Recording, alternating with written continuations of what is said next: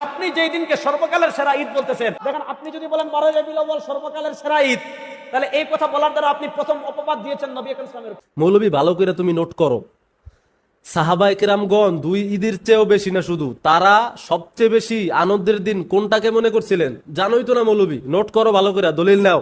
সকল ঈদের সেরা ঈদ 12 রবিউল আউয়াল, এমন কথা যারা বলবে তারা নবীকে অপমান করবে, এই কথা বলেছেন রেজাউল করিম আবরার। আর অন্যদিকে সুন্নিরা বলতেছে যে সকল ঈদের সেরা ঈদ 12 রবিউল আউয়াল। তো রেজাউল করিমকে এই বিষয় নিয়ে স্পষ্ট উত্তর এবং কিছু দলিল পেশ করলেন এনায়েতুল্লাহ আব্বাসীর ছাত্র মুফতি মাসুক।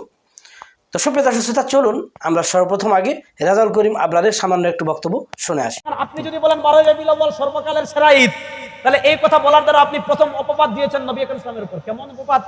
ইমাম তাবারানী হাদিস এনেছেন, মা বাকিয়া শাইউন ইউকাররিবু ইলাল জান্নাহ ওয়া ইউবাঈদ মিনান নার ইল্লা কাদ বুইনা লাকুম। নবী আকরাম সাল্লাল্লাহু বলেন, যে আমল তোমাকে জান্নাতের নিকটবর্তী নিয়ে যাবে আর তোমাকে জাহান্নাম থেকে দূরে নিয়ে যাবে, সব আমি বলে দিয়েছি। নবী বলেন আমি সব বলে দিয়েছি। প্রশ্ন হলো, নবী বললেন সব বলে দিয়েছি, তাহলে আপনি যেই দিনকে সর্বকালের সেরা ঈদ বলতেছেন, এই দিন সম্পর্কে নবী আমাদেরকে তাহলে বলে যান নাই?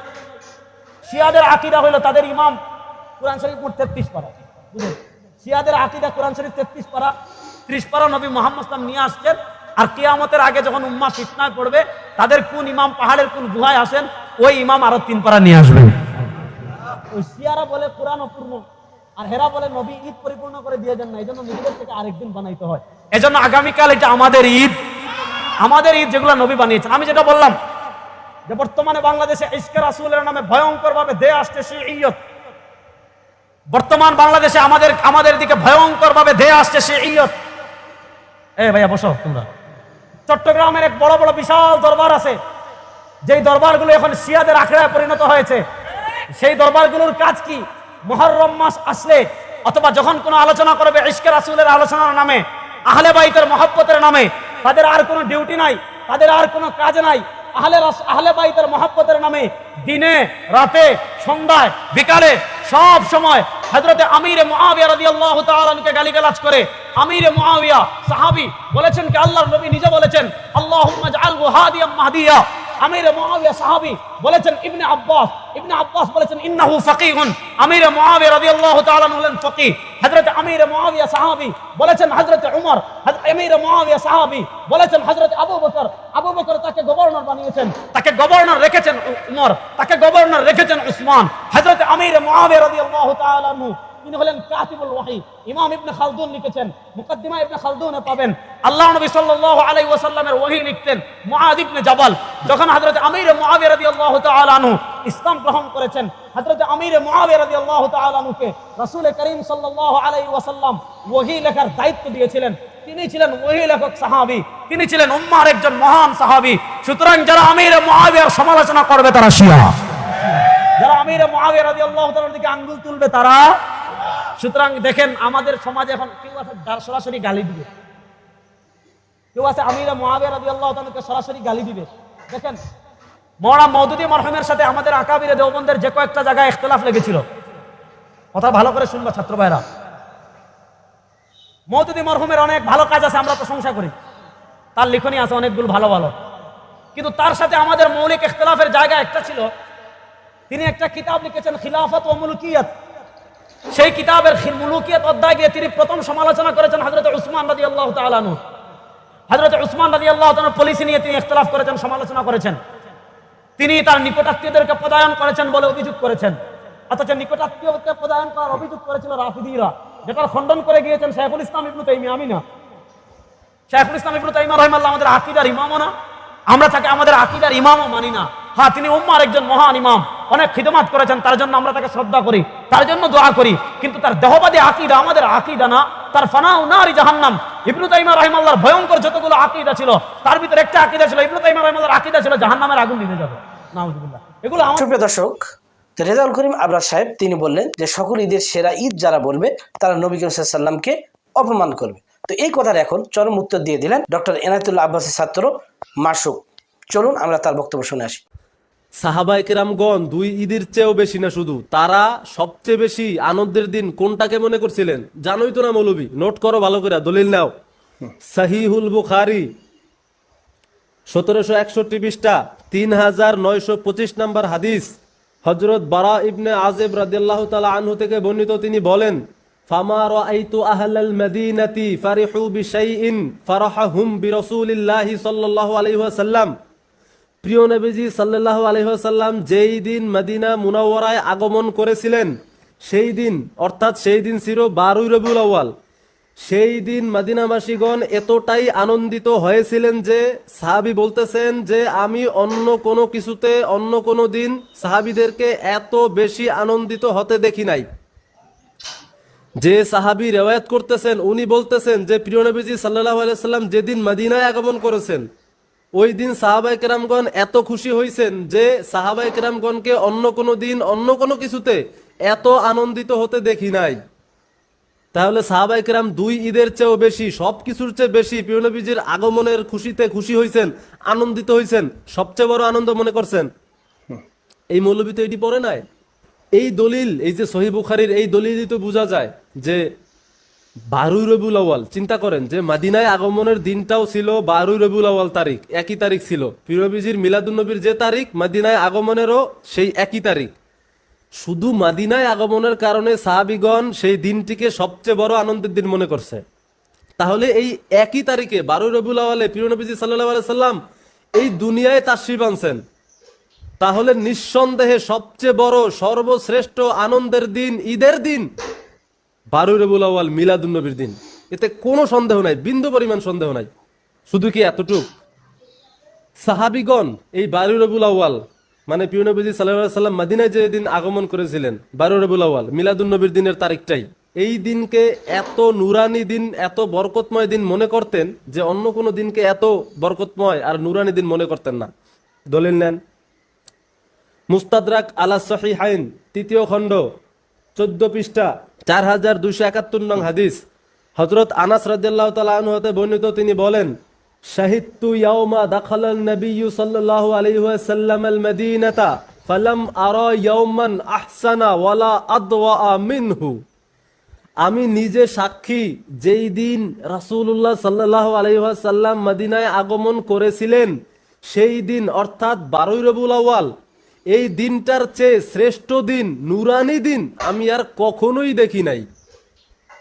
চিন্তা করা যায়, সাহাবায়ে কেরামগণ বলতেছেন যে প্রিয় নবীজি সাল্লাল্লাহু আলাইহি সাল্লাম মদিনায় আগমন করেছিলেন যেদিন, সেই দিনের চেয়ে নুরানি দিন, শ্রেষ্ঠ দিন আমি আর দেখি নাই, আমি আর জীবনেও দেখি নাই। শুধু মদিনায় আগমনের কারণে সাহাবীগণ এই দিনটাকে সর্বশ্রেষ্ঠ সবচেয়ে নুরানি দিন মনে করতেন। তাহলে প্রিয় নবীজি সাল্লাল্লাহু আলাইহি সাল্লাম এই দুনিয়াতে এই একই তারিখে 12 রবিউল আউয়ালে তাশরীফ এনেছেন। তাহলে এই 12 রবিউল আউয়াল মিলাদুন নবীর দিনটা কত বড়, কত শ্রেষ্ঠ দিন, কত শ্রেষ্ঠ নুরানি দিন চিন্তা করা যায়। 12 রবিউল আউয়াল প্রিয় নবীজি সাল্লাল্লাহু আলাইহি সাল্লাম যে দিন দুনিয়াতে এসেছিলেন, প্রিয় নবীজি সাল্লাল্লাহু আলাইহি সাল্লামের মিলাদের দিন কত মহান একটা দিন, এই মৌলবী জানে না তো। পৃথিবীর বুকে একটাই দিন প্রিয় নবীজি সাল্লাল্লাহু আলাইহি সাল্লামের মিলাদের দিন। এই দিন পৃথিবীর পূর্ব থেকে পশ্চিম পর্যন্ত গোটা দুনিয়া নূরে নূরান্বিত হয়ে গেছিল, পুরা দুনিয়ায় নূর প্রকাশিত হয়েছিল।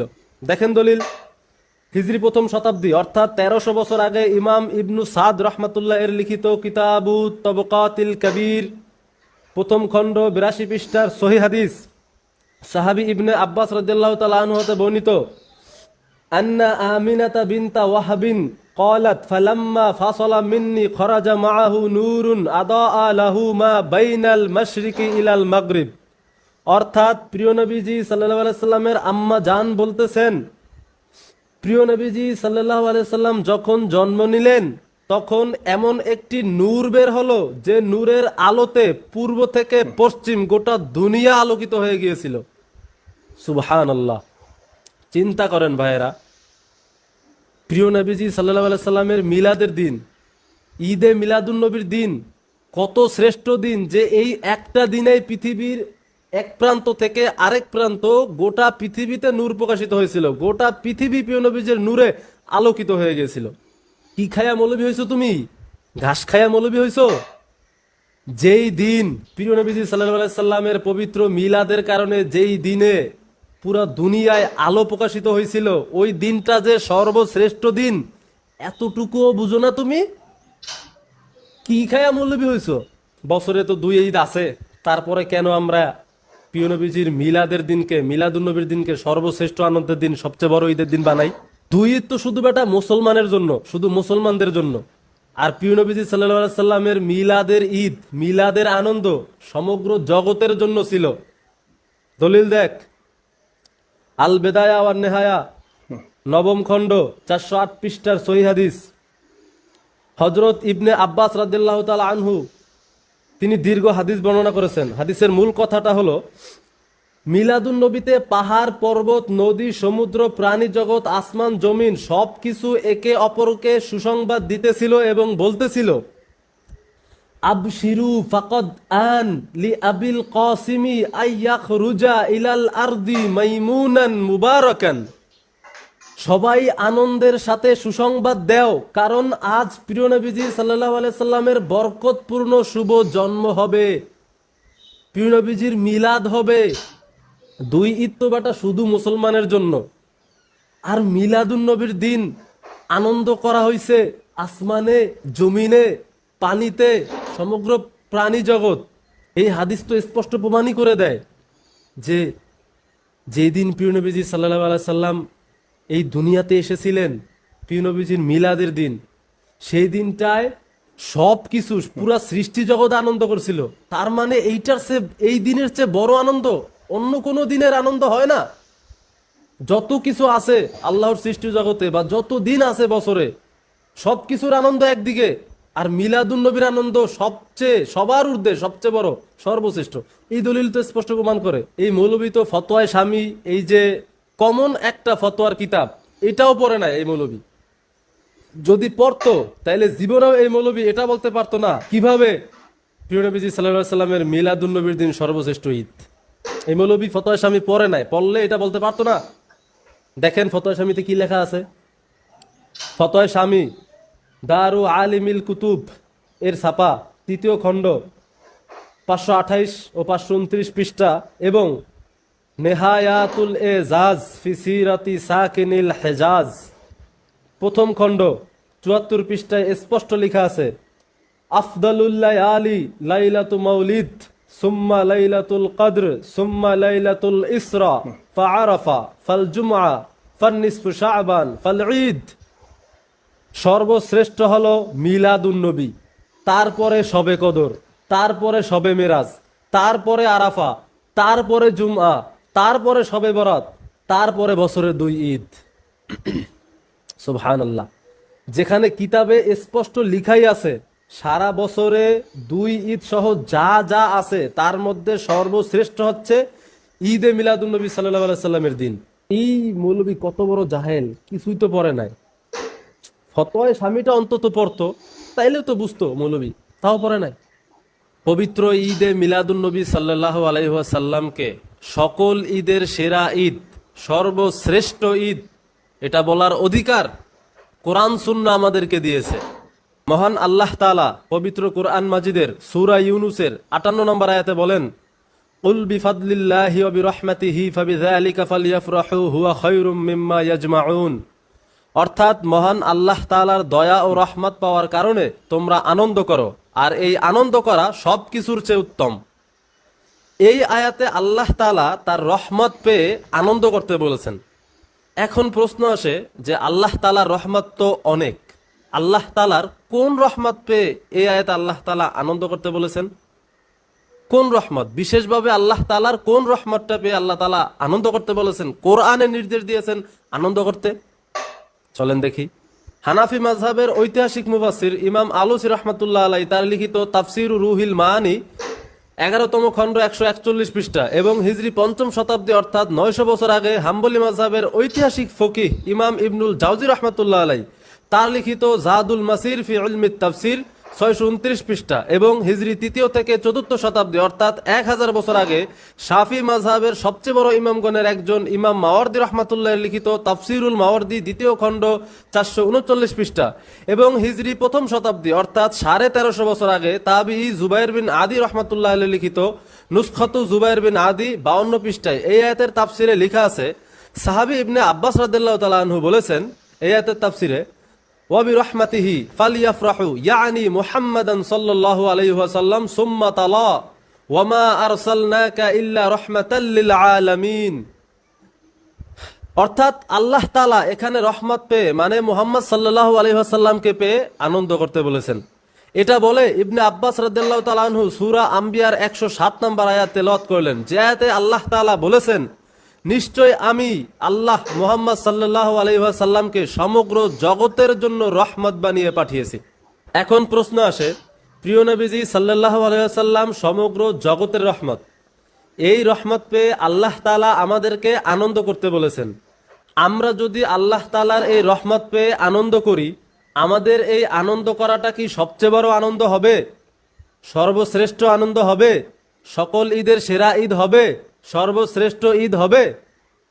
দলিল দেখেন, তাফসিরে কাবির 17তম খণ্ড 124 পৃষ্ঠায় স্পষ্ট লেখা আছে, ইয়াজিবু আইয়াফরাহা বিহা মিন হাইসু ইন্নাহা মিনাল্লাহি তাআলা ওয়া বিফাদলিল্লাহি ওয়া বিরহমাতিহি ফালিহাযা সাবাবি ক্বালা সিদ্দিকুনা মান ফারিহা বিনি'মাতিল্লাহি মিন হাইসু ইন্নাহা মিনাল্লাহি কানা ফারহুহু বিল্লাহি ওয়া যালিকা হুয়া গায়াতুল কামালি ওয়া নিহায়াতু সাআদাতি ফাকাউলুহু সুবহানাহু ওয়া তাআলা কুল বিফাদলিল্লাহি ওয়া বিরহমাতিহি ফাবিযালিকা ফালইফরাহু ইয়ানি ফালইফরাহু বিতিলকা নি'আমি মিন হাইসু ইন্নাহা বিফাদলিল্লাহি ওয়া বিরহমাতিল্লাহ ফাহাযিহি আসরারুন আলিয়াহ। অর্থাৎ যারা আল্লাহর এই রহমত পেয়ে আল্লাহর দেওয়া নিয়ামত মনে করে আনন্দ করবে, তাদের এই আনন্দ করাটা হবে চূড়ান্ত পর্যায়ের সবচেয়ে বড় আনন্দ। সুবহানাল্লাহ। তার মানে স্পষ্ট প্রমাণ হয় যে প্রিয় নবীজি সাল্লাল্লাহু আলাইহি সাল্লামকে আল্লাহর দেওয়া সর্বশ্রেষ্ঠ নিয়ামত হিসেবে পেয়ে খুশি উদযাপন করাটা কত বড় আনন্দ, কত বড় ঈদ, সবচেয়ে বড় ঈদ। যার চেয়ে বড় আনন্দ, যার চেয়ে বড় ঈদ আর নাই। সুপ্রিয় দর্শক, আমরা এতক্ষণ পর্যন্ত বক্তব্য শুনে আসলাম, দলিল আদিল্লা তিনি পেশ করেছেন এবং হাদিসের নাম্বারগুলি দিয়েছেন। তো সম্মানিত দর্শক শ্রোতা, এই ভিডিও সম্পর্কে আপনাদের কোনো মতামত থাকলে আপনারা কমেন্ট বক্সে জানাতে পারেন। যেহেতু বিষয়টা বিতর্কিত অত্যন্ত, কাজে কোনো আলেম বলেছেন ঈদ মাত্র দুটাই, একটা হচ্ছে ঈদুল ফিতর আর একটা হচ্ছে ঈদুল আজহা, এটা হচ্ছে ঈদ। তবে কিছু কিছু আলেম বলতেছেন যে পারিভাষিক অর্থে ঈদ অনেকগুলো, জুমার দিনকেও ঈদ বলা হয়, আবার লাইলাতুল কদরকেও ঈদ বলা হচ্ছে, রমজান মাসের দিনগুলোকে ঈদ বলা হচ্ছে, আর রাসূল সাল্লাল্লাহু আলাইহি ওয়াসাল্লামের জন্মকেও ঈদ বলানো হচ্ছে। এই ধরনের এক এক দল আলেম এই ধরনের কথা বলতেছেন। সুপ্রিয় দর্শক শ্রোতা, এই ভিডিওর সঙ্গে কোনো মতামত থাকলে আপনারা কমেন্ট বক্সে জানাতে হবে। সকলে ভালো থাকুন। আসসালামু আলাইকুম ওয়া রাহমাতুল্লাহ।